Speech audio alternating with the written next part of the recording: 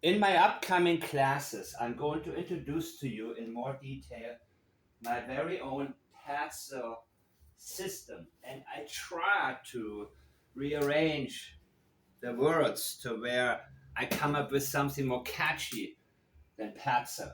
So, you can say sag lip, lip sad, the slip, many of these things. But I wanted to make sure that I maintain an order that reflects just this priorities, our own priorities, which of course I am not referring to in the first point, because I am about to go and look at Malehya Brooks Murray's statements, written statements, private messages. And yes, I believe they are from her. I believe Daniel's messages are from him. And what I applied was anonymous author identification practices. If you have watched Peter Hyatt's videos in the past, you will know exactly what it is. Anonymous author identification is something that he himself was hired for when there were threatening letters to assess if there is an actual threat and who the person is making the threat. You can identify the person close enough to where the people who receive the threat are very likely to be able to say, oh, there is this one guy who to whom your description of the possible author fits perfectly. And that's how you catch people. And you catch also motivation, intention and motivation.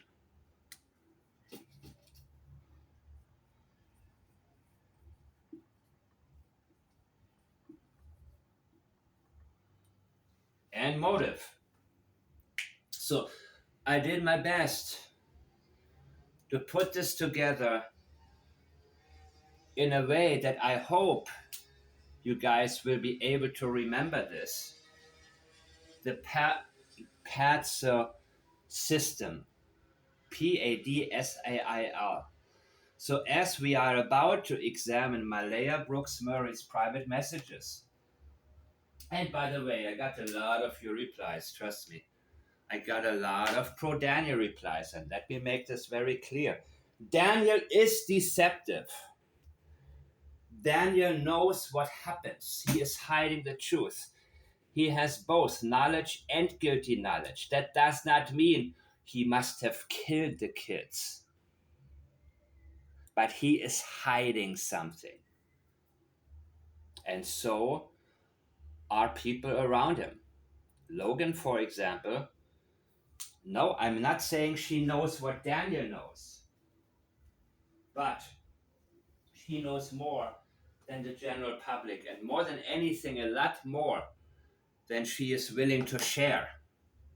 And yes, some of you said to me, oh, they're just simple country folks who they talk like this. And no, no, no, no, no, no. There is some major deception going on with Daniel Martel. And there are some very strong sensitivities. So when I applied anonymous author identification, I realized the sensitivity, the closeness between him and the person he is referring to, who is Malehya, is very strong. And dare I say, it wouldn't be possible for a third party, simply for the sake of getting more viewers on YouTube and so on and so such, to be able to fake that. There are many things that we can fake. And maybe one day AI will be able to fool all of us, that people can just, get themselves something typed up. But I have been confident and am confident that these are actually messages from Daniel Mattel. And yes, I watched the video that you guys are referring to and they were referring to see if I missed anything. But still, no. So sometimes people don't want to share their sources. Sometimes people don't want to give proof. And that can also happen when somebody knows they have the truth. When they say, well, look, we got this dude to talk, and you think you can come to us and demand proof? No, we don't give you any proof. And we don't really care because we have the truth. It is similar to when you have reliable deniers. Did you kill your wife? No. Well, how come that? I don't know. I don't care. I didn't kill her. I didn't do it. You don't feel the need to explain too much. When you do have something to do with it, you feel the need to explain much too much.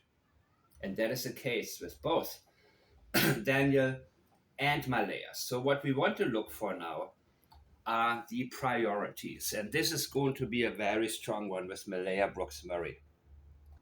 In the case of Sebastian Rogers, it was very obviously from the very beginning that certain parties wanted to convince us immediately. He walked out of the house without his shoes on. And they introduced that very early. And that theory is what hits me immediately, the conditioning of the public. Before we go on, let me tell you what happened. You have to accept this as a fact. And it makes an impact. Now I learn that maybe there were no dogs in their house, inside of the house of the Proudfoots, for example.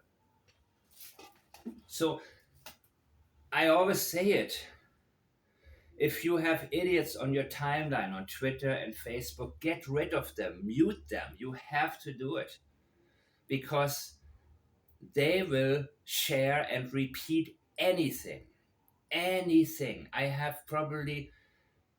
so many people muted on X, and if I didn't do it, I would never get to the good parts. So never follow the general public, because the general public will always get it wrong.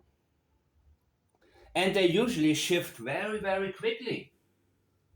They follow somebody and say, yes, this is fake, this is fake. That's the other big comment I have been getting.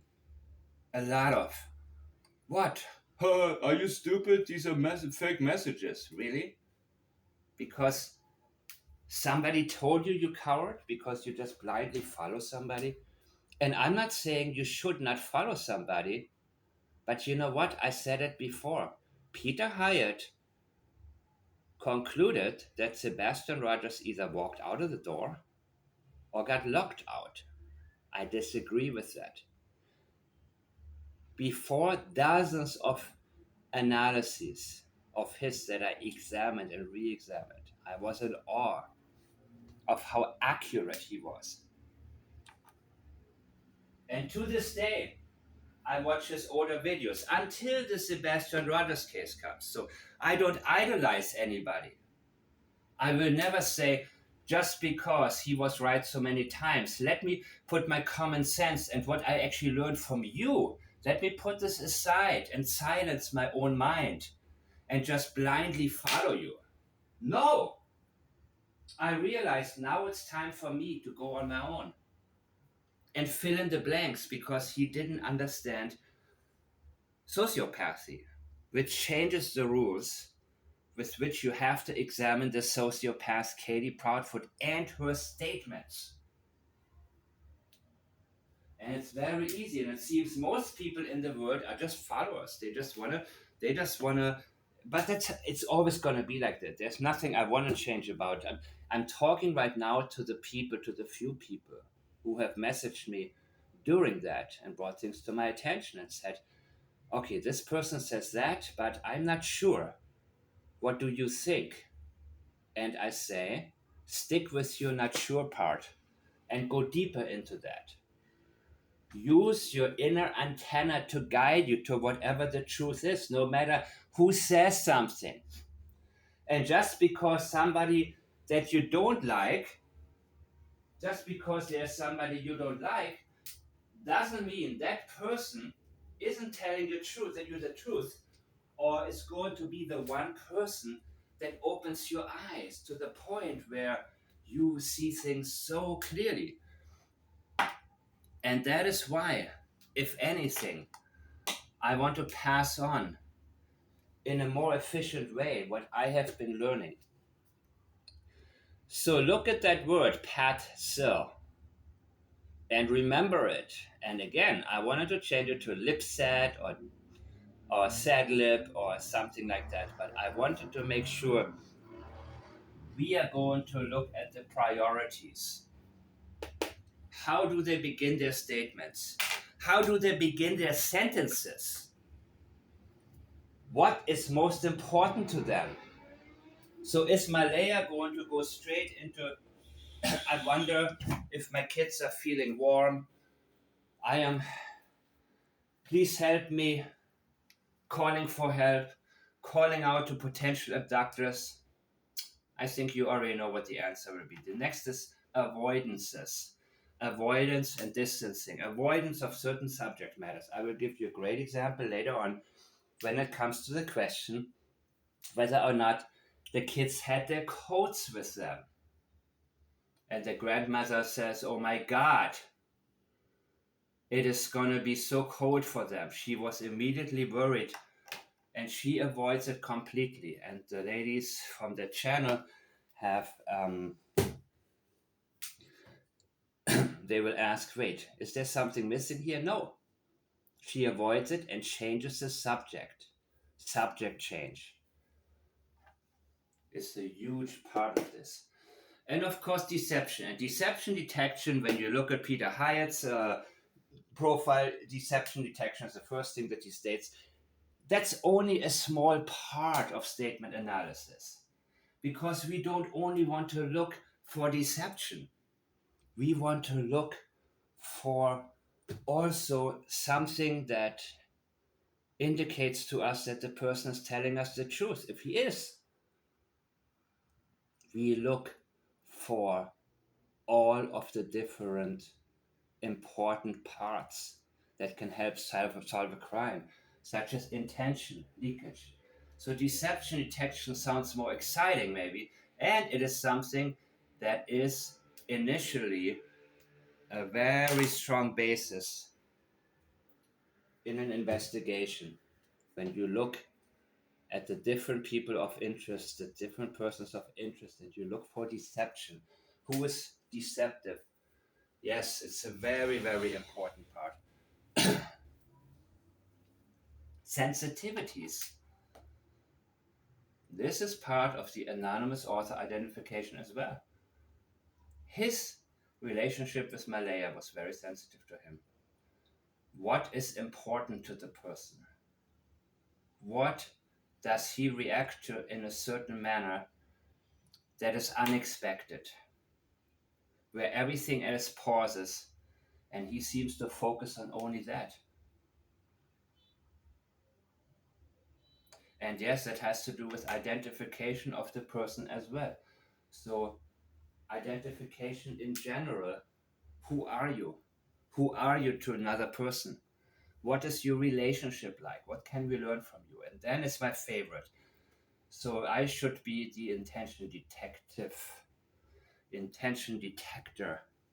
Intention detection is for me the most important part, personally, in statement analysis, because whenever I am answering business emails or what have you, and let's say there are 20 or 30 emails, from the subject lines, I can already pick out 5 or 6 that are worth getting to immediately, simply because I can tell that these are a priority. These should be a priority to me.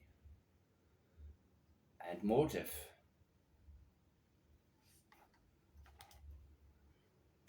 That's not correctly correct, right? motive or motivation. What is the intention of the author? In Daniel Martel's case, an intention and the motivation was to reach out to Malehya, which he couldn't do. And he was using that channel to be able to hopefully get to her, but it backfired because people were reading and some of them were threatening Malehya because they believe him. And I said it before, when the person running the channel is pretty much on Daniel's side, but none of their stories make sense. The police doesn't believe in an abduction. There's no way these kids ran away. No way on earth. Malehya isn't going to tell us that, but they don't want us to look at them. No way. So she wants to have us think of all the possibilities other than that she could have something to do with what happened. Something that she knows. She knows what happened. But is she going to tell us about that? No, of course she's going to avoid it. And that is expected. But we will see through it. We will see through all of these cases. We will be able to more and more have this turn into second nature for us to be able to tell what is going on with somebody. And I'm going to try to keep this short, but not as short that something would wind up missing. Oh God, they got this behavioral analyst here now, the behavioral panel person. I do not recommend watching any of this. And I told you before, I say it very directly. These people are swindlers, in my opinion. Absolute swindlers. And make up your own mind at all times. Let me help you get you on a path where you are comfortable re-examining anything and then become familiar with the reality. I'm trying to find right now the right part to start. So, hold on, wait. Okay. Where are we? Finding the timestamps is always the hardest part. But you know what? I don't mind having. I'm not going to talk anymore about certain things. I'm going to take my own time too. Okay? I don't care if I have dead air or not. I don't want to go too fast. I want things to sink in, have you think about things, and enable you to even ask questions and talk to each other. And again, it's really eye-opening how most people uh,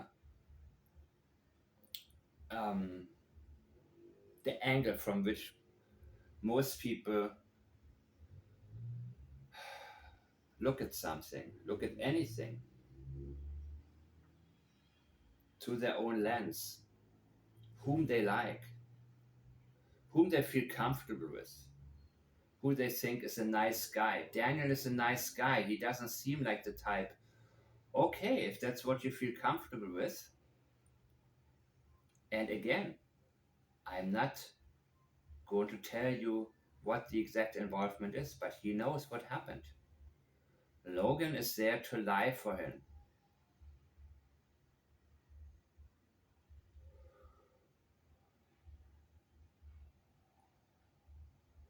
Oh God, I cannot find this now. I don't want to hear them talk about me. Wait. All right. Oh, Sandra Chisholm. Hi, how are you?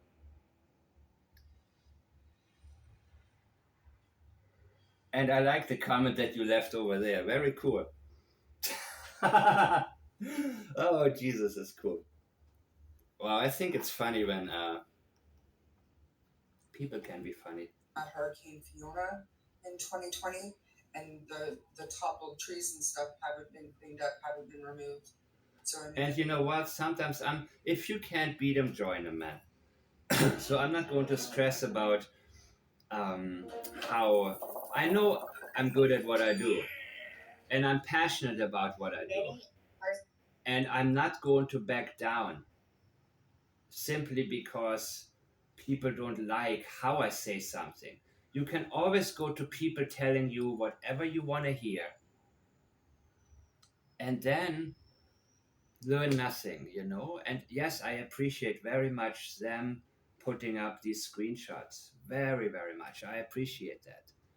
The one from Daniel Martel. And I don't dismiss things easily. And I don't believe things easily either. It's easy to dismiss everything or believe anything. It's equally dangerous. But you need to realize that's what works with the general public. It works to make people feel smart. It works to tell people little bits and pieces, not enough to know anything, but to feel like they know something.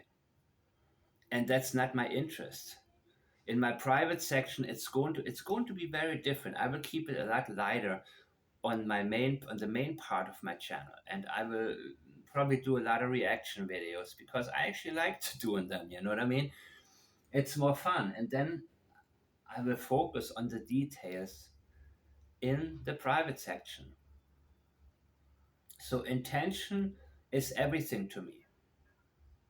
Intention to me is the most important part because it will lead us towards the truth. It will tell us what's being avoided, where the deceptions lie, and what the priorities are. And the last one is leakage.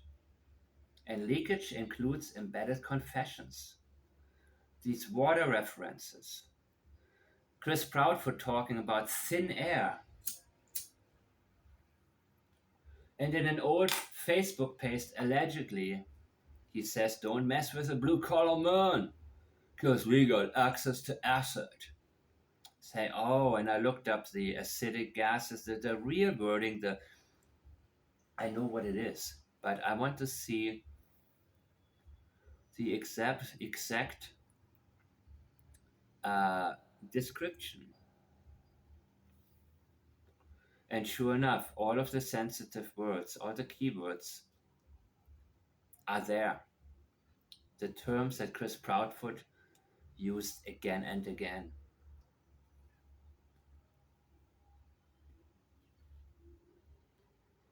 Leakage comes from experiential memory, and leakage is something that's very, very powerful. So I think I'm going to take a second to look at what I've already looked at to make sure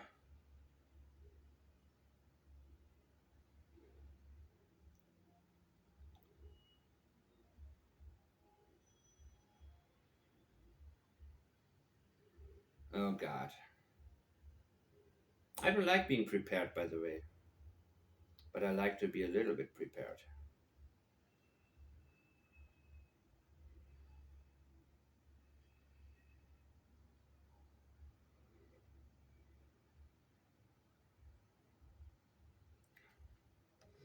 I don't want to address what they're talking about because it's about me.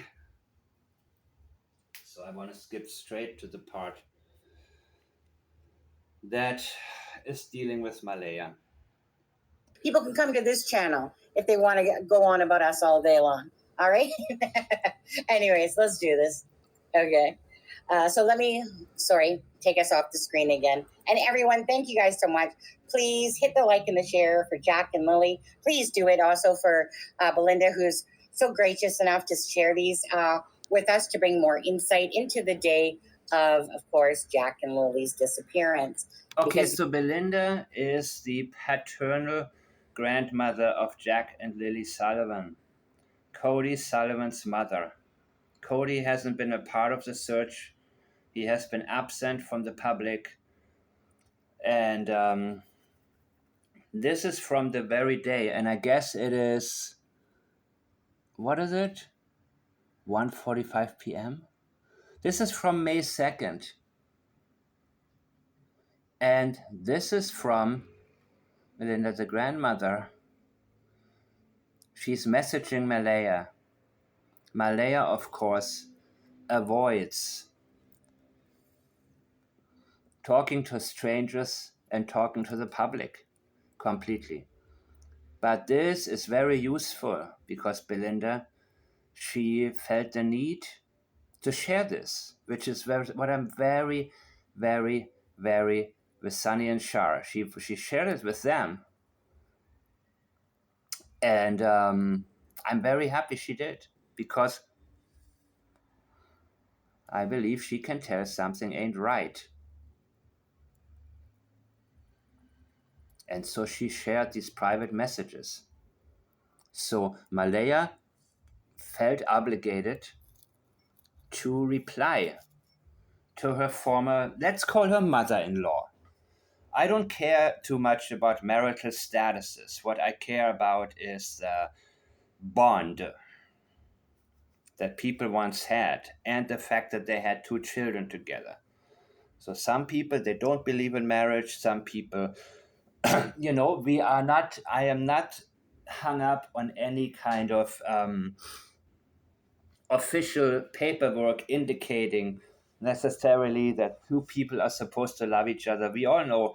I mean, maybe that happens after a while when you work in this field where you see too many marriages and too many things turn out very badly, that you no longer care about whether or not people are married. And yeah, they're racing again, man. So I like the air coming in. But of course, when there's music in the background, and yeah, YouTube hit me, but it is easy now to get rid of it later on, to edit out the musical part. When there's a copyright strike, as if I want music on here. I don't want music on here. A lot of people have background music, boom, boom, boom, boom, boom, in the background while they talk. I don't want that. Maybe I should have that. Maybe it would be more exciting for people, right? What do you think? Anyways, now we want to look at the priorities, first of all. Read it, Sunny. These are the messages between Malehya and Belinda. Okay, so basically, May 2nd, and you guys can see the date and time there, and you can see that it's Malehya's profile picture. Yeah. Have you heard anything yet? Were they going to school? Please keep me updated. And then... And it seems all of them, there's a lot of typos. Malehya is writing pretty well, actually, compared to the others. And that also adds to my original suspicion that the script that her and Daniel came up with is probably from her, mostly. The same way with the Proudfoots. He's the talker. She is the writer, for lack of a better term. She puts more thought into things. She's more careful with her wordings. She's not as outgoing, but let's listen.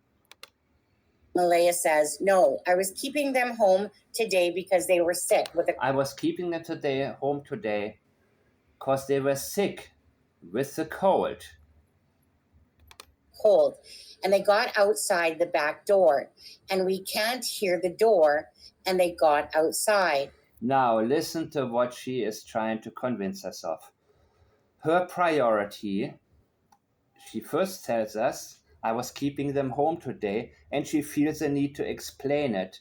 They were sick with the cold.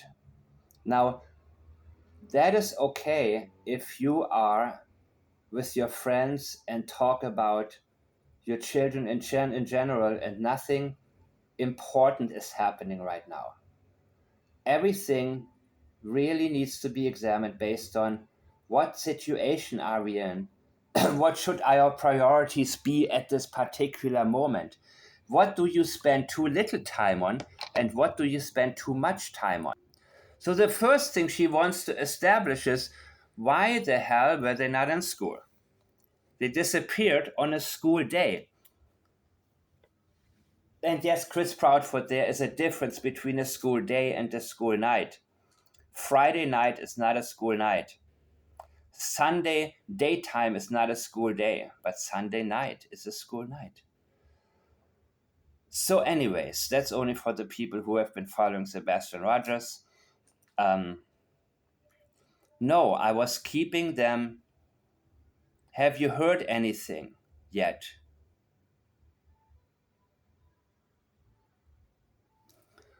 Where they going to school? Please, okay. Have you heard anything yet? No. That's it. I haven't heard anything yet. Not no, I'm going crazy. Please help me. I need to. I don't understand what's going on. I hope they're okay. None of that. No, I haven't heard anything. Case closed. She doesn't go further into that. There's no interest. But what there's interest in is the question where they're going to school. No, I was keeping them home today because they were sick with a cold. And they got outside the back door. They got outside the back door. Her priority is to immediately make her believe that the children themselves, without anybody's help, decided to go outside the back door. And then she feels the need to explain to us how this is possible. And we can't hear that door. So this is an alibi, establishing an alibi. We couldn't have had anything to do with this. We couldn't know what's going on because we can't hear that door. And they got outside. They got outside. They got outside. That's the second time.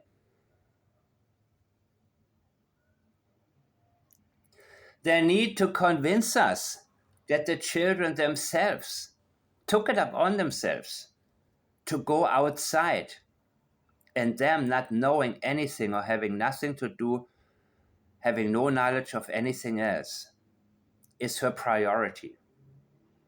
That's the alibi. We were asleep and we didn't hear it.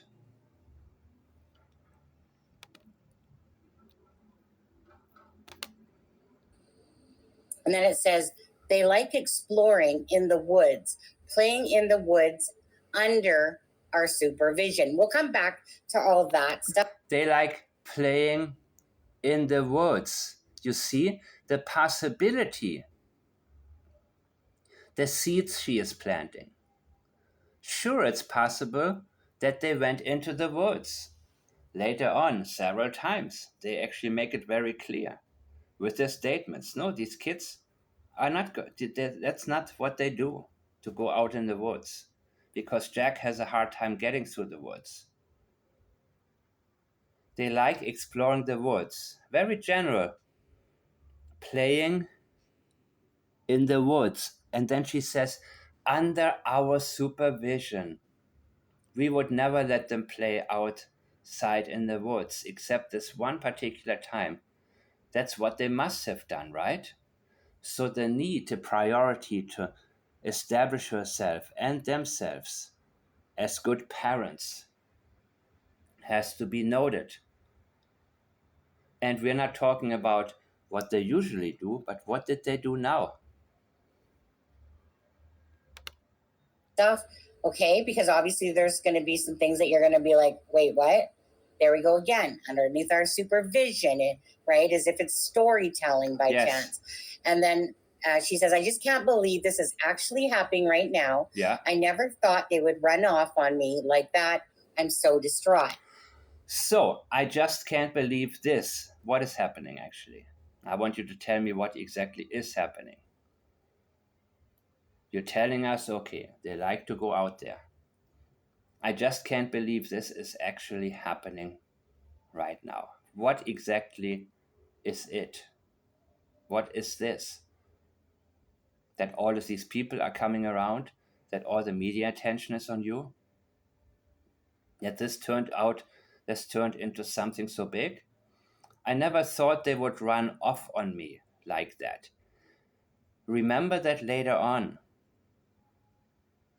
when she talks about when she tries to tell us there must be an abduction, we need an Amber Alert. She's telling us they like to go in the woods, but she is not telling us that she thinks they went there, but she's planting that seed. They like to play in the woods, and they ran off on her like that. So there is a sense of victim blaming here, right? They ran off. They did it. They went out the back door. They got outside. The children. I'm so distraught.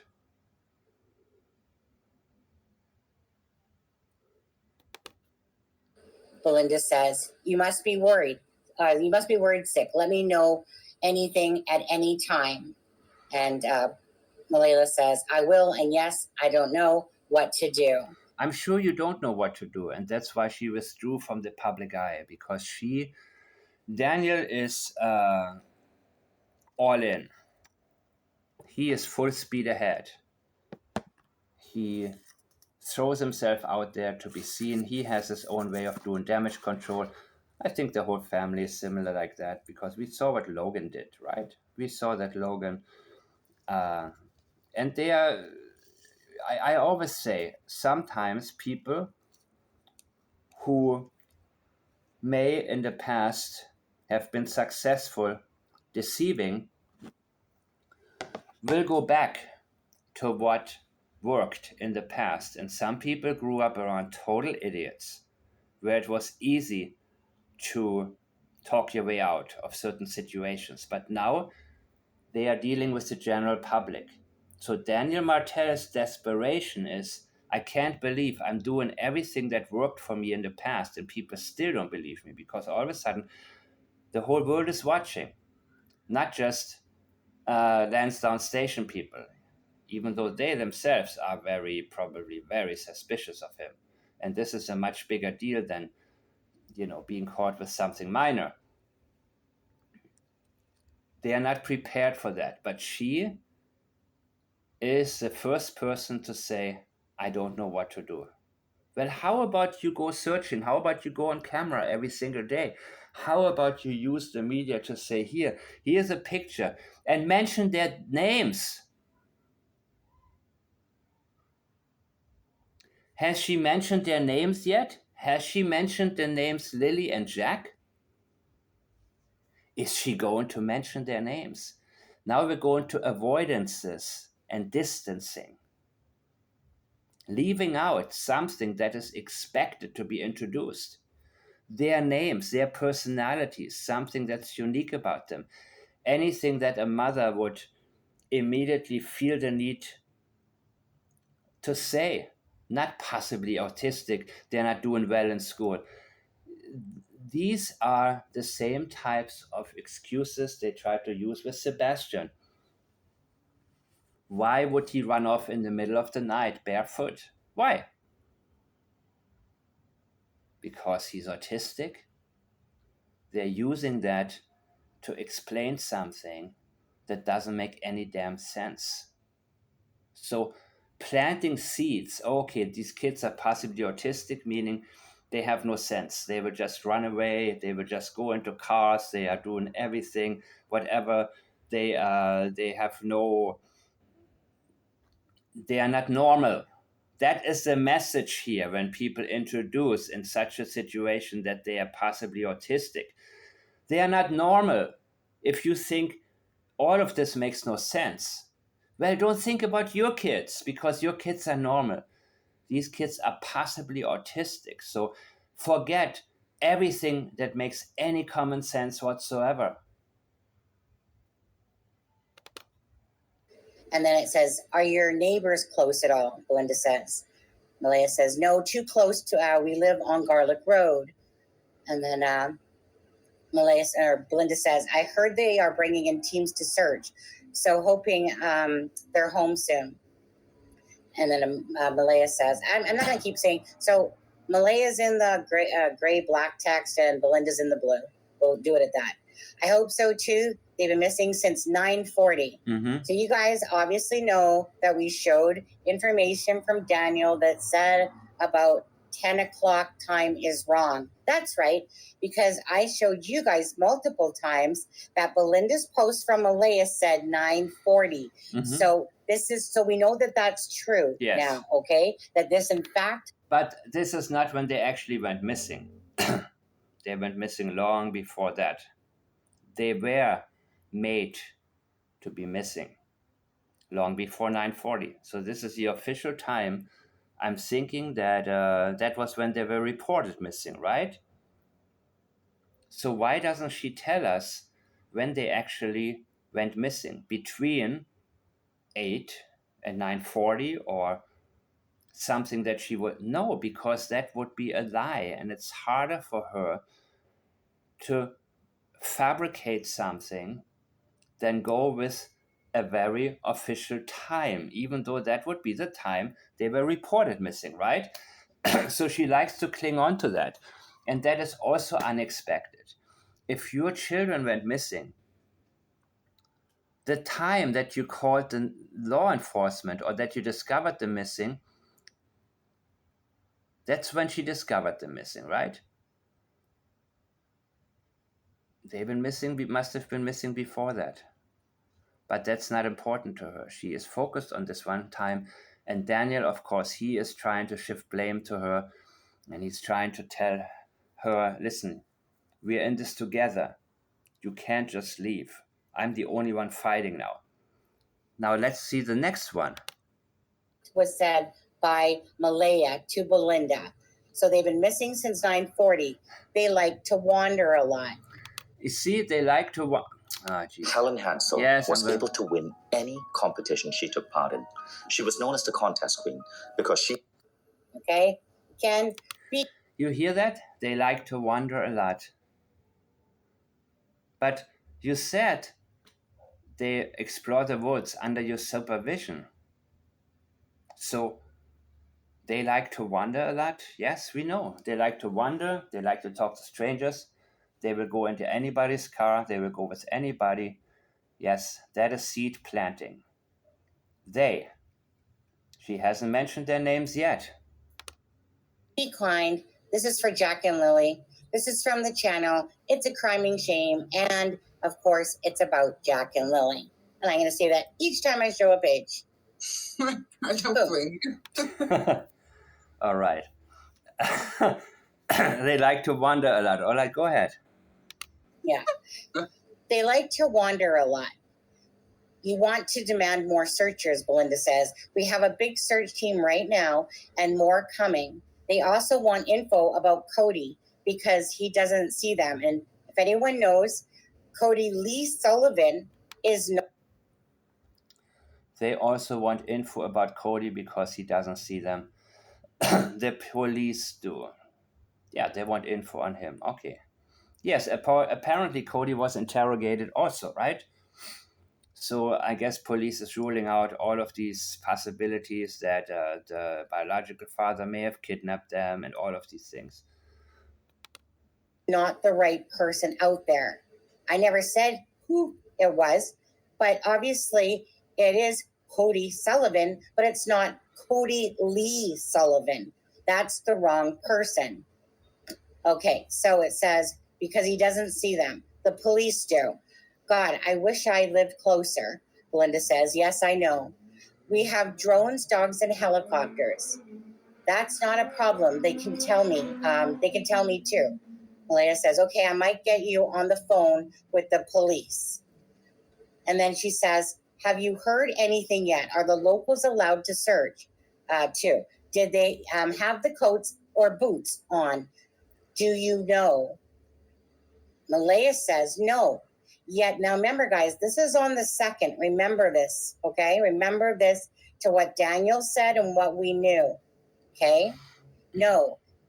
Yet they have boots on, and Lily has her white backpack on with strawberries, and she should be in the pink, and Jack in the dark colored clothes.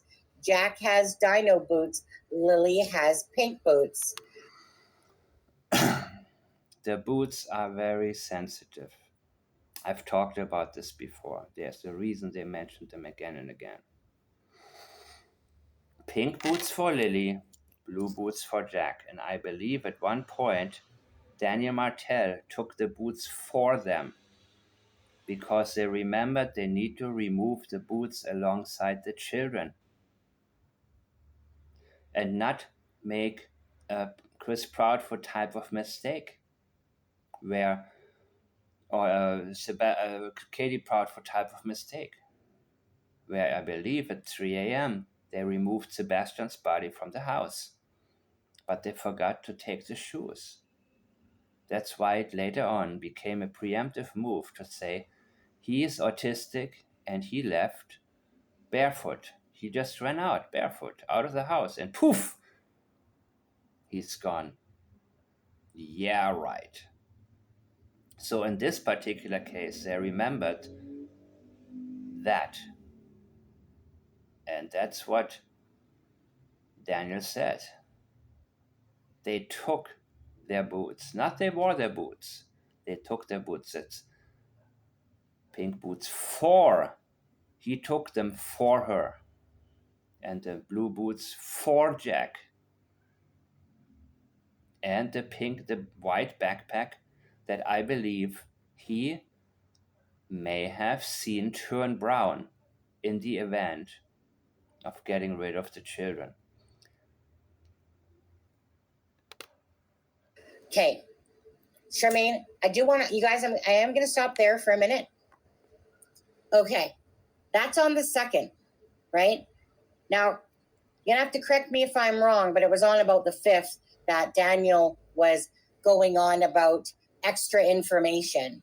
But this was on the 2nd. Now, all that was said was. Can I ask what extra information on the 5th? Say that again? What extra information are you referring to on the 5th? Like in a media interview? Well, so at the start of this, all we knew was about Lily had on a pink top and something boots and what else? I think that was it, wasn't it? A nappy and that was it. The pull up on Jack and the dinosaur boots and the pink boots on Lily and the backpack. Yeah. But we didn't hear that right away, though. We didn't, because all the news articles will talk about 3 items, I believe it is. But then on the 5th, Daniel adds more about that brown outfit. Now, according to Belinda, the backpack came out before the brown outfit, though. Yes, it did. Yes. But then Daniel added more to the interview on the 5th with, it was like Jack was in a brown outfit. So this is not a priority. It wasn't a priority at all when she gave her one and only interview to tell you how to recognize Jack. That was not significant to her because she knows the kids won't be found. She doesn't expect them to be seen anywhere alive in public. Or she doesn't want them to be seen. Because you would say anything that you can remember. Even if you're a mother, and by the way, neglect is something I immediately recognized in her language. And Daniel also alleges that she let them go wild, right? She let them go wild. A neighbor said they just played in the yard. They were wild. They were running around. She's lying about supervision. There was no supervision, especially not from her, according to Daniel. So they don't have a lot of clothing. And I'm saying that because we saw Daniel several times on different days with the same shirt. Now he's, got some new wardrobe. Now he is, I think, a lot more conscious about how he presents himself in public.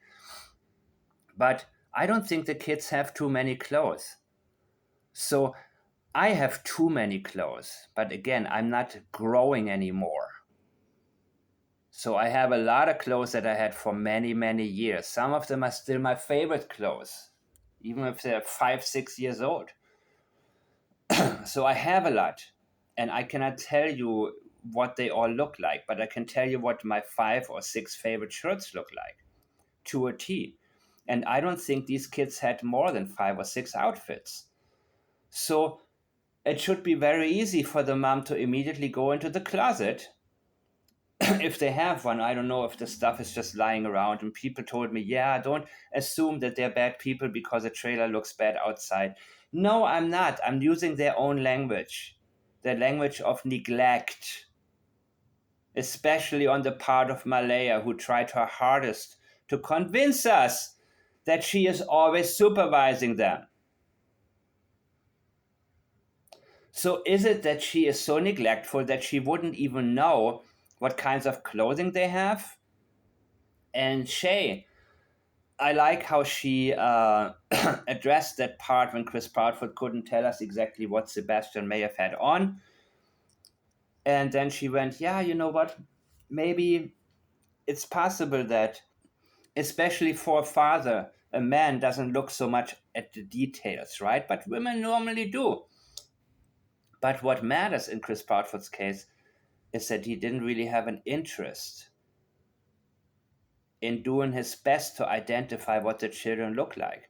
So I would expect her to immediately say, okay, that is the brown shirt, and these are the dark blue. I still don't know. They brown. He wore brown only, right?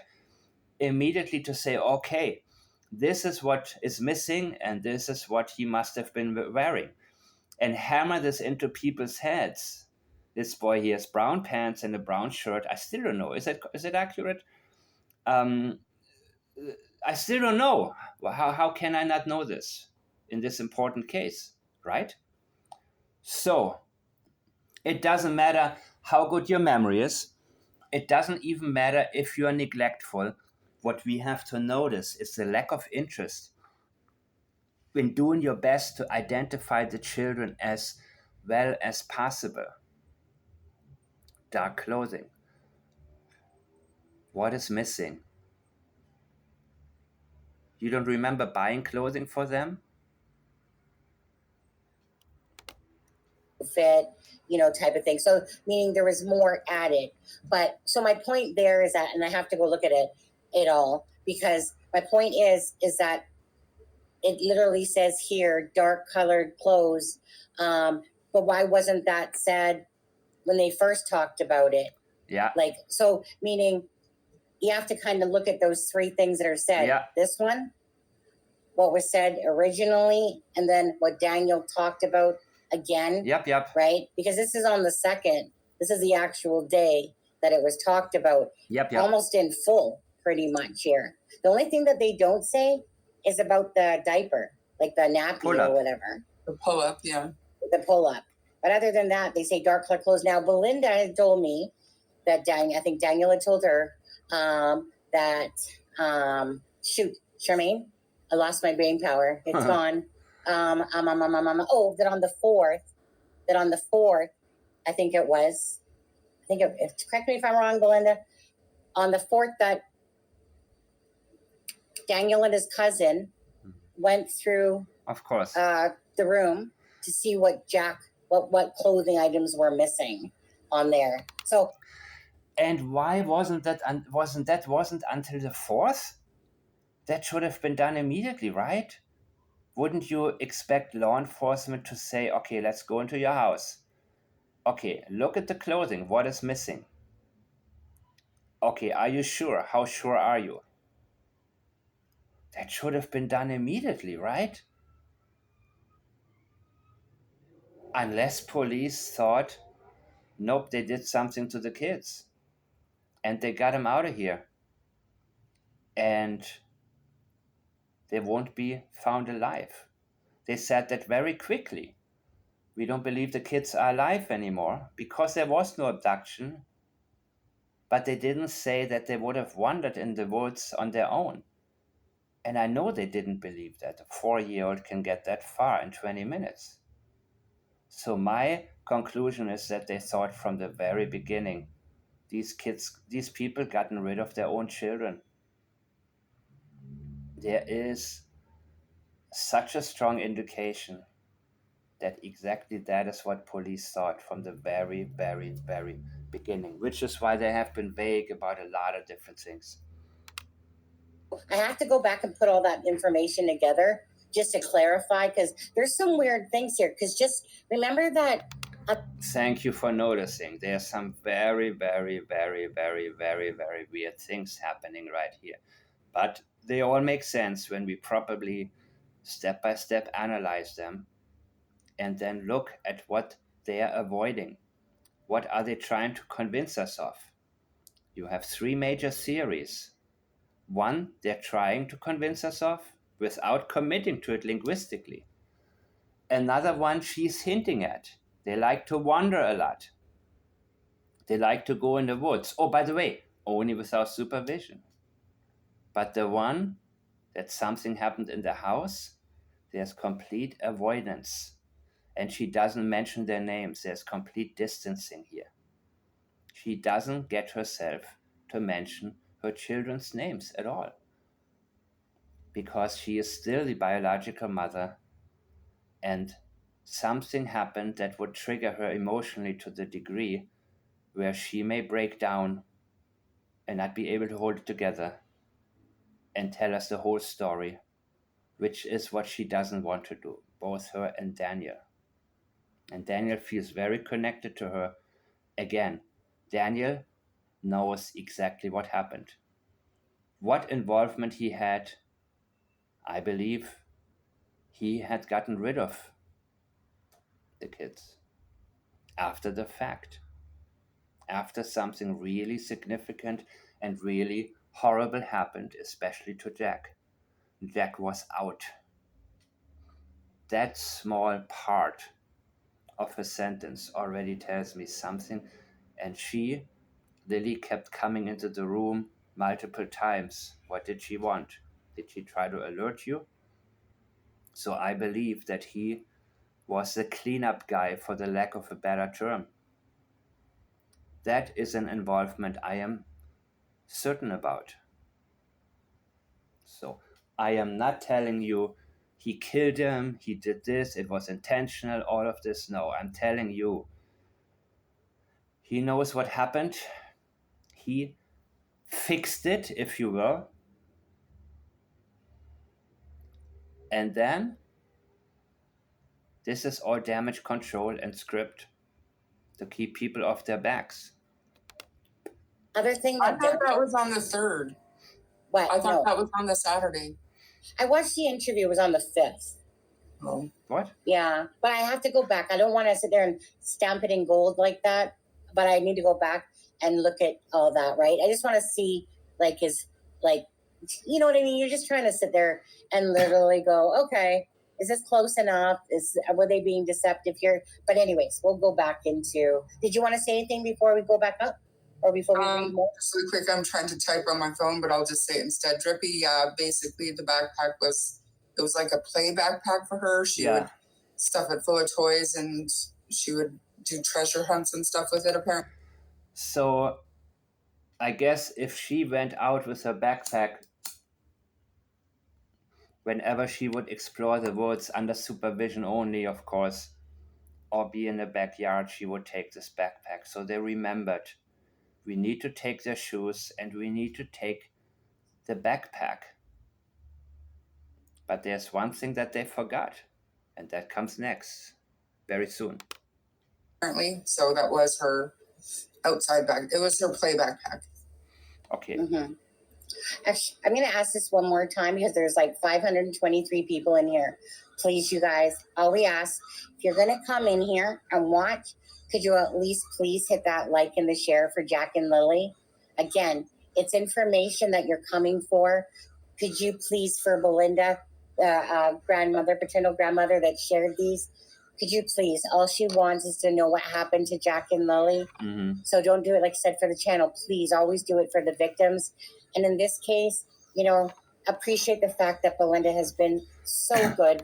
And again, to talk about the last episode, I will say it again. Daniel knows what happened, people, okay? Daniel knows what happened. So when people take his side automatically, I need to speak up. And I will tell you guys, here are the deceptive statements. So if you think I'm judging him because of the trailer, or I am not understanding what country folks are like, Daniel is being deceptive. And Daniel is being deceptive because he knows exactly what took place. And he doesn't want you to know that he knows. That's why he acts like he doesn't know and he's just searching. And that's why he says he searched everywhere, that's all I can do. He is telling us with his own language that there is no use in searching because he knows the kids are not there. Awesome at sharing information with us, because she just wants to know what happened to her grandbabies, whether there was family involvement, whether there wasn't. For her, it doesn't matter. She just wants to see the babies. Like, that's the original goal, right? What happened to Jack and Lily? The truth will come out, but we'll see. And you're going to see a nice contrast between the language of Belinda being worried about the kids' well-being right now and Malehya not at all. So Belinda has no idea what happened to the kids. She may have her suspicions, and the fact that she is sending her the private messages indicates to me that she has suspicions. They may come from her inside, and it may be friends and neighbors who say, listen, there's something wrong here. We don't know what it is, but something is very, very wrong. Very wrong with the way that Daniel and Malehya are talking and acting. Very wrong. So you don't have to be an analyst or this is just, and yes, by the way, when people, I'm getting into this later. So we'll go back to it again. Boom, boom, boom. Okay. Nice and big, thank you. Sorry, I'm just gonna look at my phone for a sec. Oh, okay. Belinda says that was on the 5th, I think, about his cousins saying that they were looking. Sorry. So Belinda said that was on the 5th, I think, about the cousins saying that. Okay. So if I'm wrong, like I said, I want to go back to that information and I just kind of like things to line up. And if they don't, then of course you side eye it like you would with anything, right? Mm-hmm. Okay. Okay, go ahead. Okay. So again, this information it's from Climbing Shame. I can't even say my own name, darn it. At Climbing Shame on YouTube. This is about Jack and Lily. So, of course, be kind. Use this information for your channels all you want, but just have respect for Jack and Lily and don't make it about us on your lives. Okay, guys? Just I always had respect for Jack and Lily. Worry about what you're doing on your channel that way. And I do.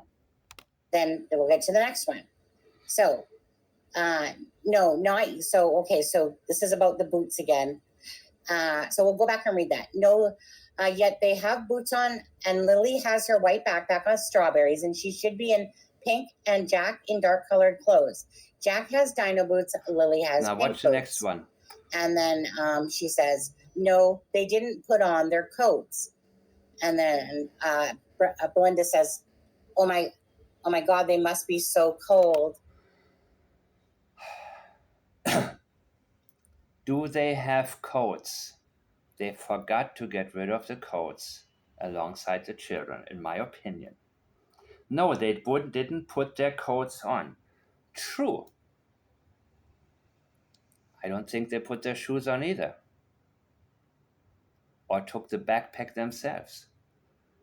They didn't put their coats on. That's reliable. Yes, they did not. But you can also say we forgot the coats. Because it was cold and wet, you would expect them to take their coats if they wandered off, right? And immediately, this grandmother, her only reaction is they must be so cold. This concern for their well-being right now is absolutely crucial. And yes, here she mentions Lily and Jack's names. But that is to identify items that she remembers, in my opinion, that they had to remove alongside with them. Pink boots for Jack, pink boots for Lily, and blue boots for Jack. So now you're going to hear their comment, but I want to be a little preemptive here. Malehya will not say anything after this. They must be so cold. Not, oh my God, I'm crying right now. My babies, I worry about them, and none of that. But so, this was, correct me if I'm wrong, I believe that was on the 2nd. So the day before she gave her interview, I hope they're feeling warm. Right? I hope they're feeling warm. Because she remembers this conversation with Belinda. And she realizes, I need to worry about them being cold. It's the same thing when Chris Proudfoot imitates the language of Seth Rogers, imitating the language of the innocent parent, because he doesn't know what to say. And he's tricking his own experiential memory, not in terms of what he experienced or what he feels or has felt, but what he heard the one person say, which he models himself after in order to appear as if he didn't know what's going on to the public. So Malehya is learning from the paternal grandmother to include a statement about whether or not the kids feel warm. And she doesn't say, I hope they are warm. I hope they feel warm. And she will not get into it. And watch this. And then I just want them. I feel, and I meant to ask you actually about this, Belinda. I'm not sure because this doesn't match the next one. It doesn't match the next one, and that is an avoidance and distancing. Remember Padsil. This is avoidance. She doesn't want to get into this part. And she brings just another line. Bring them home. I just want them. I just want them home. I just want them home. I just want them home. That's the one line she remembers and unemotionally repeats again and again. Why wouldn't you want them? There is no emotion, no involvement, no flow. When the flow gets interrupted, there's a reason for that. So the ladies here, if you're watching this, know, I can guarantee you, and this is not cut up, this is the response. I just want them. Because it says, I just want them. So I don't know if there's one missing. No. But anyways, we're going to leave that. And if there is, Belinda can share it with me at another point in time. But anyways. Is that a copyright? So are they allowing anyone else to search? You are welcome to come search with people. However, the search and rescue don't want too many others in the woods because they are going to be protocol or by protocol. Many are suspecting they were picked up by somebody. Bullshit. Well, what is many? Some people. Police don't think that. You see, seed 1, they like to wander off. Seed 2, I'm not saying this. Many are saying this. So I'm not going to be the only one. This is what happened according to others. Somebody told me. People may say there are a lot of phrases that people use to include non-existent alliances to make something they want to sell appear stronger or more likely. And yes, I said it all the time. Most people are sheep, man, and they will go along with it. Well, if everybody thinks that, it must be true. Who am I to not, You are welcome to come search. Okay, I believe actually that they may have said, listen, we don't want everybody out in the woods right now because, we do this very systematically and they don't want somebody who's there, who's asking them questions all the time and sidetracking them. So they say, we will just do it by protocol the way we do our searches. Many are suspecting they were picked up by, yeah, right. Who? Name some of them. And of course, maybe she doesn't want Belinda. I'm actually pretty sure she doesn't want Belinda to come there, but she doesn't say that. She doesn't want too many questions. She doesn't want this attention.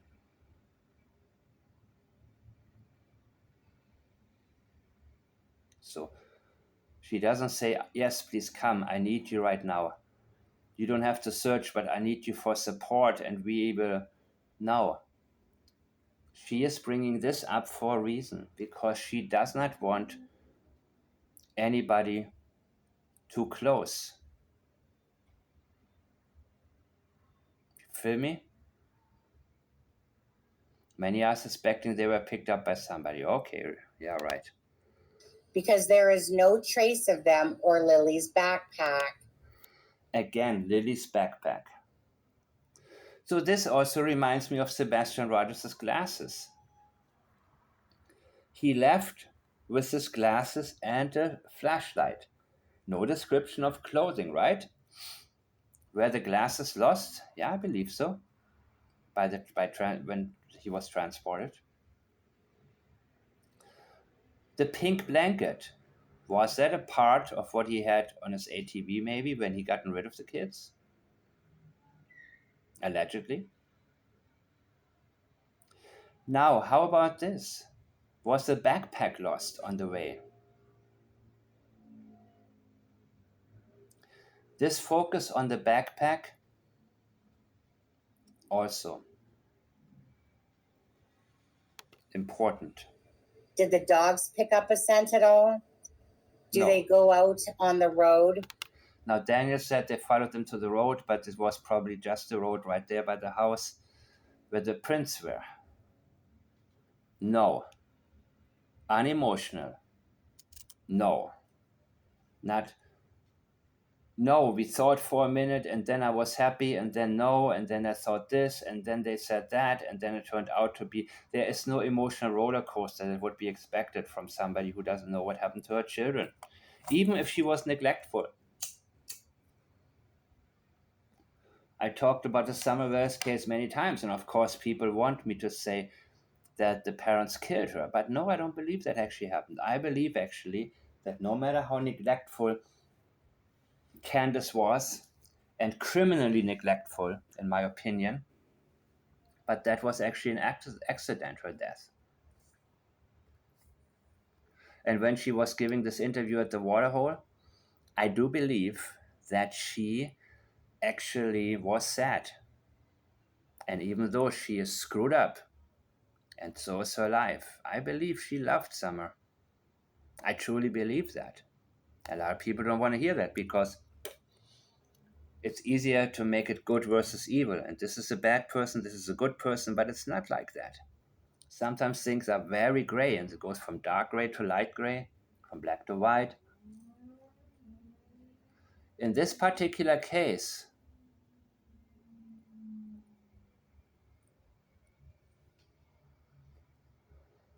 and there has been so much speculation about her state of mind, I don't care about that right now. Because a mother's love goes beyond anything. I don't care how messed up somebody may or may not be. But for her to abruptly say, no, nothing else.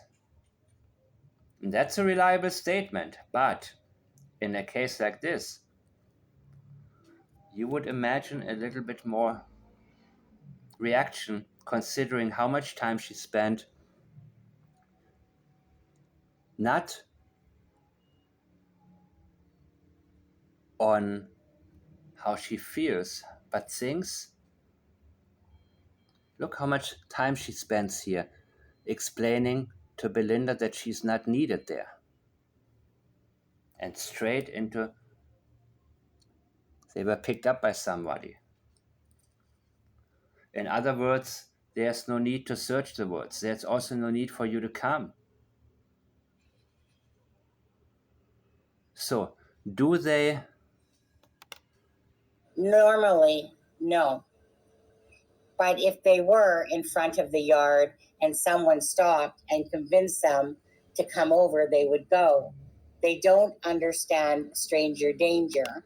That is, she is. So anyway, it said normal. She is selling that one. You see, all of a sudden, that's when she comes alive and starts theorizing about this. They would go. How do you know? They don't understand stranger danger. So seed number 1, they like to wander off. And seed number 2, it must be a lot of people think it was an abduction. They don't understand stranger danger. Okay.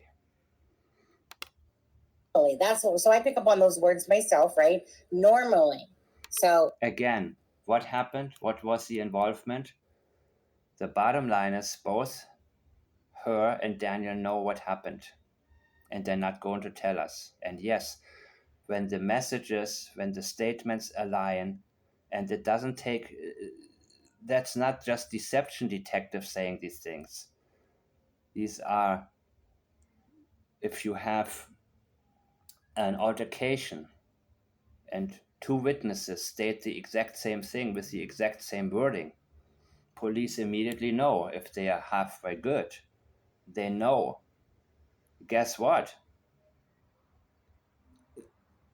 Something is wrong. This is a script. And they will ask, okay, the altercation was between a husband and a wife. How well do you know these people? And then they may say, yeah, okay, the guy, the husband, he's on our hockey team or whatever, what have you. And, oh, yeah, okay, of course. Of course. Of course. It's a script because you want to help him out. Because people say things very differently. Everybody has a different angle. And I gotten into this recently about car accidents. How I would describe an accident based on an accident I myself had. So they are scripted. Daniel and Malehya. They are hiding something. And I don't care what anybody says. They know what happened. And they're not committing to anything. She doesn't even want to tell you. I think, what are you suspecting? You're not suspecting it at all. Because you know they were not picked up by somebody that you don't know. Especially not by a stranger. So, if you really thought that, you wouldn't go on TV and say, it's a possibility, not that it's a possibility, but it's a possibility. No, you would say, I think that they must have been. You would say they wouldn't be able to get that far. Jack is not good walking through the woods with his short 4-year-old legs and all the wild terrain that's there. And he's only been gone for 20 minutes. Are you kidding me? Well, she still wants to plant that seed because it's better that people's minds go there than looking at her.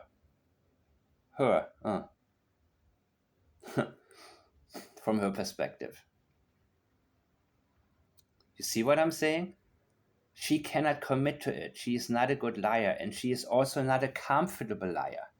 She's not a BSer.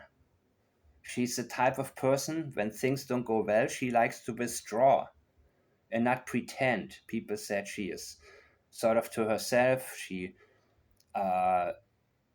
doesn't want people to know too much. She didn't want people to know where she lives. She didn't want them to come, have people see that the children, the husband, or the father of the children or his family to know that they're living in a trailer.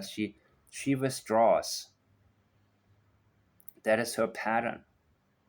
When things don't go well, she said, "Screw it, I'm done now. I'm gonna appear one time in front of a camera, and then I'm exhausted and I cannot go anymore." So she is not good at bullshitting people. So she rather introduces others. Well, I'm not saying anything, and I'm not committing to anything, but there are people suspecting this and that and that. How about people suspecting you? No, she cannot handle that one. Normally, they don't go at the front of the road. So, again, are they being supervised like you portrayed at the start? Because Charmaine, you're not finding that just a little bit odd about that? How she specifically said again, under our supervision, as if somebody needs to portray that we take care of the children and we would, they never are go outside. Thank you. She contradicts herself, really, to be honest with you. Thank you. But anyway, okay. So again, you guys. Oh, did I miss? Where's my things? Hold on a second. No. Okay. 1 second, Charmaine. 1 second. I am going to take us off screen for a second because I don't see any of my things that I should be. And that's the grandmother. She says, if anyone knows anything, please help to bring Lily. Please help. Did Malehya ever say, please help? Did Daniel ever say, please help? No. Lily and Jack. Lily first. Their first child, maybe her first grandchild, I don't know. And then Jack. This is how an innocent relative sounds. And that was her at the vigil. Compare this face to Daniel Martel's face. This is somebody fighting to hold back tears. Somebody innocent, not somebody who is pushing for tears with dry eyes and then looking at the cameraman or the journalist. Daniel is putting up a show. She is not. This is raw and this is real. Be saying on there, and just answer anything you want to in chat for a second. Okay. I was fine. Closing the date. I thought. The information I think came out on the 5th, but I thought that it was said that they went on the Saturday, went through Jack's clothes to see what could have been missing. Yes, of course. Like I said before, it must have been on a Saturday. That would be the first thing police would tell you. What did they have on? Oh, I don't know. Well, let's go in your closet together. What do you mean you don't know? Go through your stuff. I could be wrong, but Sunny. Which Saturday is still a little bit late, in my opinion, because police was there on Friday, right? So I don't know. Again, this is, speculation. And it's not significant right now. What's significant is that Malehya is being vague and didn't mention what they had on, indicating she had no interest in, she saw no need in identifying them as well as possible. Figure that out, I'm sure. For what, Charmaine? Sorry? Well, I know that the information about what Jack was actually wearing did come out a few days later, but what I had heard was that Daniel and cousin went through his room on the Saturday, earlier on the Saturday, to figure out what he was exactly wearing to try to figure it out. Yep. Why did you cancel your Midjourney subscription? I found this hidden AI that does everything I want for a one-time cost. Great. I'll show you. I could be wrong, but I think that the information, yes, came out later, maybe the 5th or even later than that, I don't know. But the day they did that, I thought was the 3rd. I thought was the Saturday. And I guess I could be wrong. Well, I just flew back into Canada on the 4th, and I heard about this case, and I don't think I talked to Sunny about it until the 5th. So we were playing catch up already, right? Oh yeah, I forgot about that actually, because you weren't. Yeah. Hi Valerie. Why can't you be Valerie? Okay. Shotgun Susie on there. And so Belinda had said she believes it was the 5th that the cousin had told her. So somebody named Gina girl, she bought a taco. I just went to go look at Belinda's comment. Thank you very much, Gina girl, for the taco, which is the coffee app, guys. Thank you for doing that. I appreciate that. Sorry, let me just go back to Belinda's message there. Because we just want everything to be as accurate as possible, eh? Hey. Okay, so 1 second here. Oh, okay, she did send me a screenshot. They didn't have codes. You are welcome to come search with the. Okay, thank you so much for that, Belinda. And then so Belinda says that was on the 5th, I think, about his cousin saying that they were looking through his clothes. Yeah, again, I don't. It is the indifference on Malehya's part that I am so focused on. The indifference, people. She should be the one. Go into the closet on May 2nd to make sure she can give an accurate as possible description of what Jack was wearing. But that is not her priority here. It's not a sensitive area. I mean, it is a sensitive area in terms of she doesn't feel a need to go there. Because she is not somebody who doesn't know and wants the kids found, because she knows already what happened here. Yeah, so that's an I think. Okay, so it's not positive. It's I think it was the 5th for that part, and maybe that's why he came out on the 5th and was talking about it. Or plus, yeah. So who knows? Anyways. Again, this information is from It's a Crime and Shame, and this is about Jack and Lily, the 2 children that are missing, of course, out of Pictou County. Mm-hmm. And it's been over a month since they've been missing. It's a very horrific case, to be honest, and I can't believe it's taken this long. Okay. Yeah, and how horrific it is, we will find out. But again, thank you for looking at the reality of this here. So we already went over this part here. Did they pick up the dog, sent it on? No. Do they go out on the road? No. Or sorry, normally no. Right? Normally no. Not no. Normally no. But if they were in front of the yard and someone stopped and convinced them to come over, they do not understand stranger danger. The police want to broaden their search and plug highways. That should have been going on first. This is Belinda talking again in the blue, and it's Malehya talking in the Blackie Gray chat there. Mm-hmm. And she is, yes, we are telling them because they should have been found by now. Yeah. Jack has trouble going through the woods, and normally they don't go out of the yard. Yeah, but they like to wander off, right? They like to wander around. That's what you also told us. Do you want them to be out of the area and stop looking at the house, stop looking at Daniel? Because when they look at Daniel, they also look at you. Just have an Amber Alert, look everywhere, but don't look close to home. That's the message here. And it may register with her. They're looking for bodies.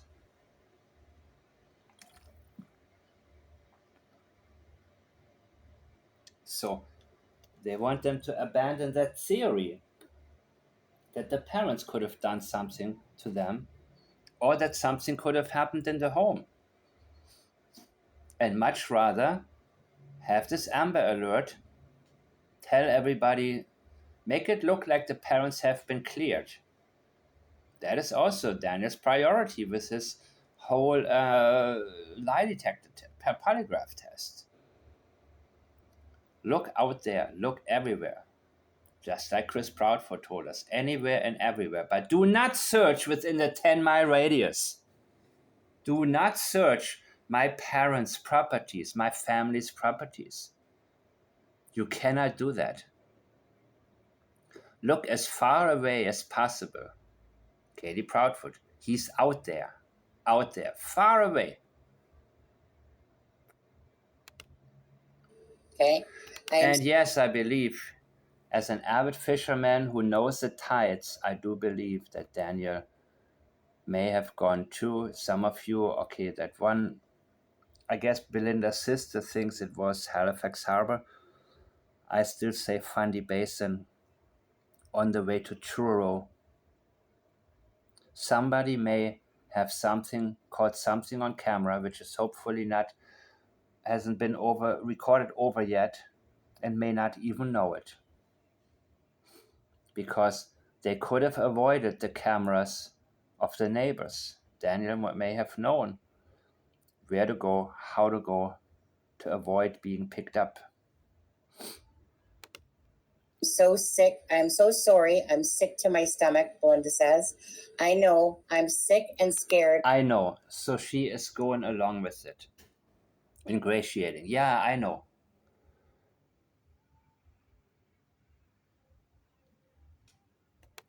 I don't know what to do. I feel helpless. I'm sick and scared. So she is copying the sick part. I know, I'm sick too. I know how you feel. Right? But this is real. She is really scared. She is scared of consequences. I don't know what to do. Yes, she doesn't know what to do. And she doesn't pretend to know what to do, which Daniel does. He throws himself out there, wants to be seen in a good light. She just simply says, I don't know what to do. Yes, we know. That's why you withdrew from the public eye. And you wanted to get the hell out of there and not be looked at anymore. So you're hiding in your mother's house.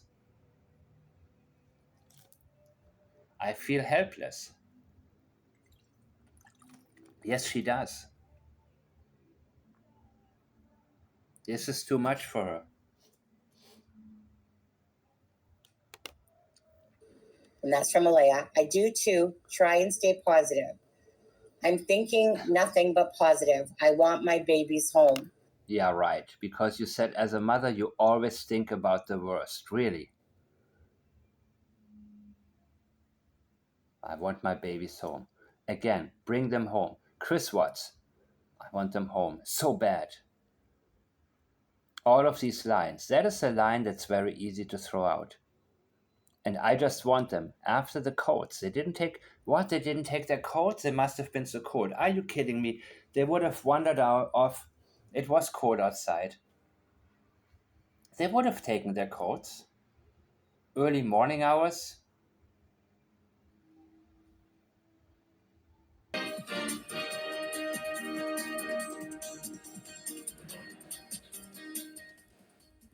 Happy Friday, Atlantic Canada. The time now is 7:13. Taking a live look at a very sunny start to the day over in Peggy's Cove. We are going to see a mix of sun and cloud early this morning for parts of the region. And then we have another low that will make its way over to us. So it is a cooler start to the day. Just keep that in mind. Weather today is brought to you by Cummins Home Standby Generators. All right, let's take a look at our current temperatures. -4 degrees starting off your day over in Labrador City, 1 into St. John's, Newfoundland, 2 degrees in Fredericton, 3 currently in Charlottetown and in Sydney with 4 degrees in Halifax. We are still seeing the wind chill factor in for parts of the region, specifically over in Labrador early this morning. Now, temperatures will be warming up a little bit later. We're looking at below seasonal daytime highs, a bit of sunshine sunshine starting off the day for parts of Atlantic Canada. And then we have this low that will make its way over, bringing a few showers in back across the Maritime region. And then into the late afternoon and evening, that's when we start to see flurries over in Labrador and some showers making its way over to Newfoundland. We will be seeing this shower activity start to break down into early Saturday morning, where we will be seeing mainly cloudy skies starting off the day. 4, right? 4 degrees.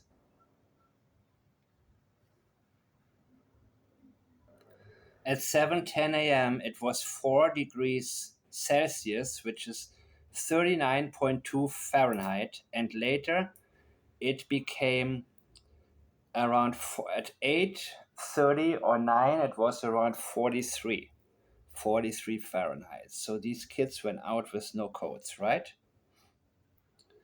That makes no damn sense. And then she says, "Hi, honey. Do the police have any ideas yet? We'll be up tomorrow to help search." Okay. Again, this information is from It's a Criming Shame on YouTube, and it's about Jack and Lily. Okay. The only bloodhound in Nova Scotia is out looking for them, and they have a better chance at finding them because they track their scent. Thank you, Belinda. See, oh my goodness, there's confirmation there. Thank you. But there was no scent picked up, right? What are you talking about here? Thank you, Belinda. Any help is best.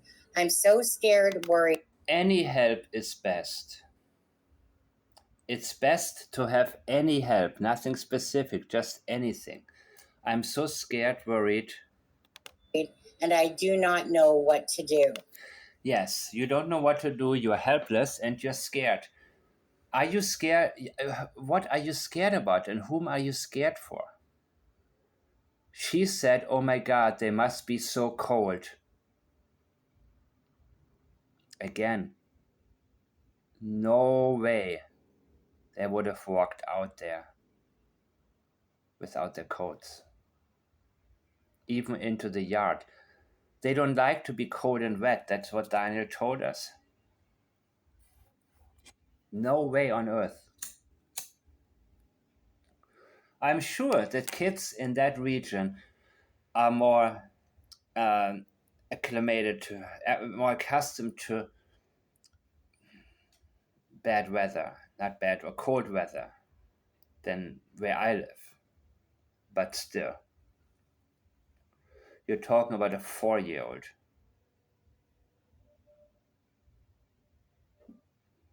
43 Fahrenheit. You're telling me he's going out there without the coat? Even just into his backyard?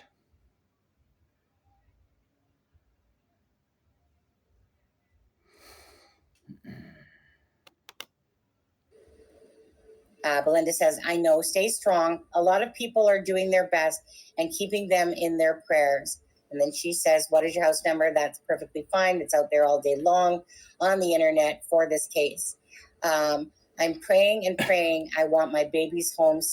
I'm so sick. And 1407 we know is Garlic Road, Westville. She says, "See you tomorrow. You have your family with you, I hope." Yes, everyone is here, even people I never thought would be here. And then she says, "Good. The more people," and then whatever it said there. Okay, he doesn't have a phone. They can contact me. Okay, I gave them your number. Is he there now? Okay, they're talking about Cody at this point. Yes, he is in his room. I will get more to this later. Okay, I have reason to believe that they may have been taken by someone. This is Malehya. Again. They should have been found them by now if they... Yeah, except they should have been found them by now, sure. Except there are 2 other possibilities. Kidnapping, and you guys gotten rid of them. And you're avoiding this. Again, Padsil. Avoidance. Oh, they should have been found by now. I agree. Conclusion, They must have been taken by somebody. I have reason to believe. What are the reasons? Then why don't you call out to the abductor? Why don't you worry what they're going through? Are they being fed? Are they being mistreated? Why would somebody abduct them? And that's the other thing where Daniel said, I don't know why anybody would abduct them. No, there are many reasons why people abduct children all the time. A variety of reasons. So she has reason to believe they may have been taken by somebody. You would be worried sick what your children are going through right now if you thought they were alive and in somebody else's hands. Please let them go. Let them go. I said it before. I don't believe Sebastian Rogers is still alive. But Seth is clinging on to hope. And a year later says, if you have my son, let him go. That's my son.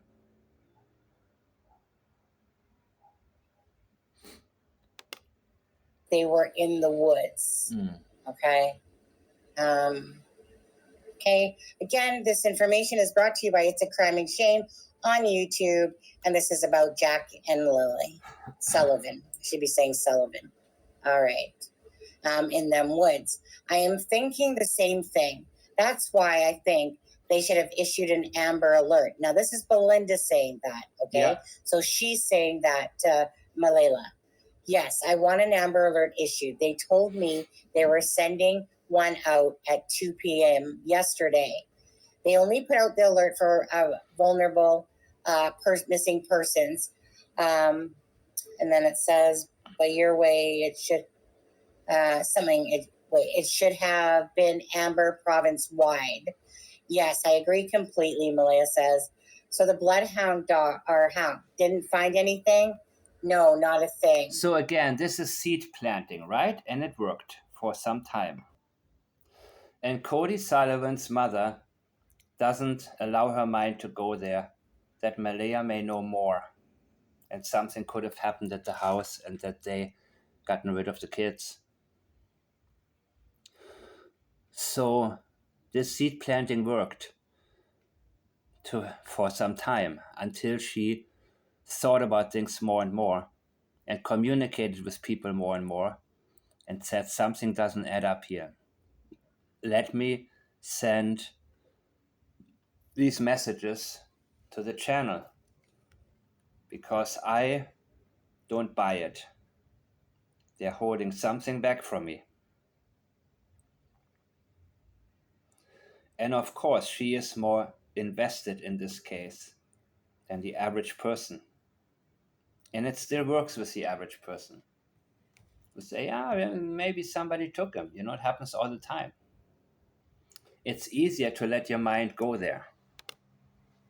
Now, some of these actually have times on them. Like you can see, this is into May 3rd over here now. Yeah. But no helicopter or drones or Remember, all the other stuff was May 2nd.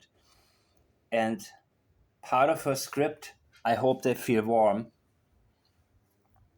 I believe comes from the conversation she had with Belinda, who said, oh my God, they must be so cold right now.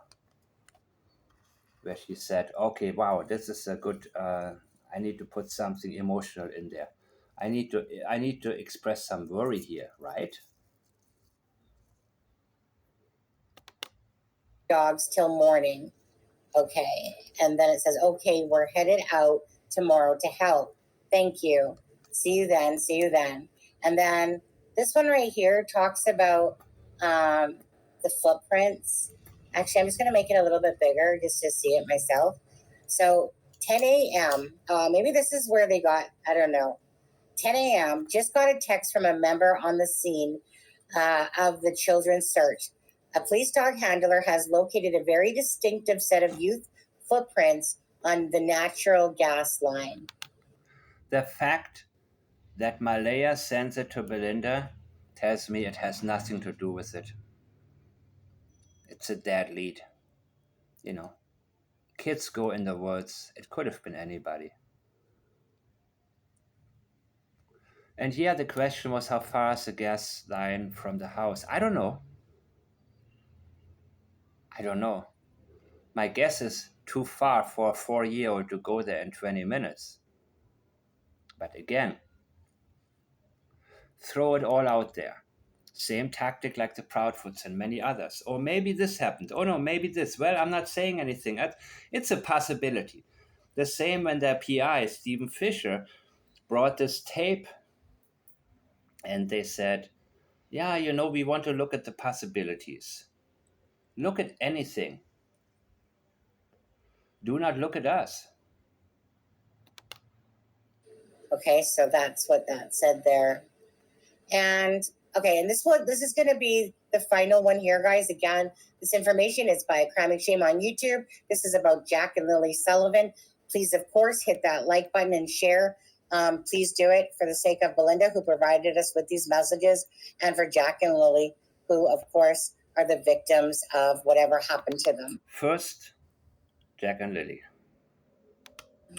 Okay, so basically what's happening here now is it's the third. And so, apparently now, Belinda keeps on talking and Malehya stops replying. Malehya is done. She did what she could. She's not a natural born liar. She's not good at lying.